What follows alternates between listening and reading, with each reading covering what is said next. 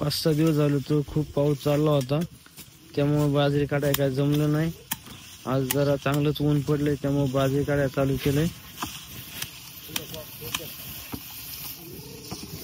एक सारा काढून झालाय आणि आता हे दुसऱ्या साऱ्याला सुरुवात केली।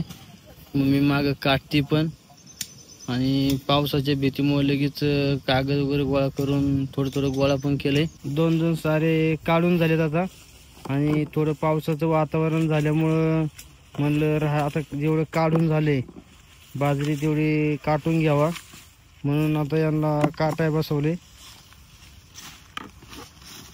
आणि पावसामुळे थोडं लगेच गोळा पण करायला चालू आहे।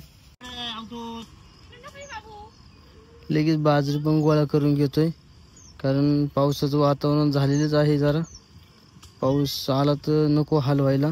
पेरणी केली तेव्हा थोडा पाऊस जोरात झाला होता, त्यामुळे थोडं उगवायला पण थोडी पातळच उगवली होती, त्यामुळे गाबाळ पण जास्त आलं आणि त्यामुळे काढायला थोडं लवकर उरकतंय। थोडी बाजरी जरा पातळ झालेली आहे। जोराचा पाऊस आल्यामुळं बाजरी काढायचं थांबवलं आहे आणि जेवढी काढून झाली तेवढी बाजरी झाकून ठेवली।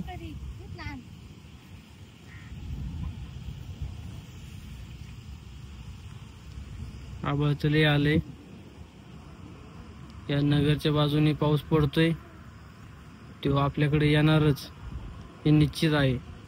पावसाने कामाचा थोडा घोळच केला जरा, आज मध्येच पाऊस आला।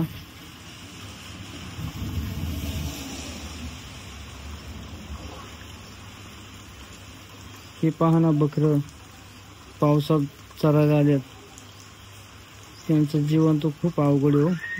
कसे पावसात भिजतात।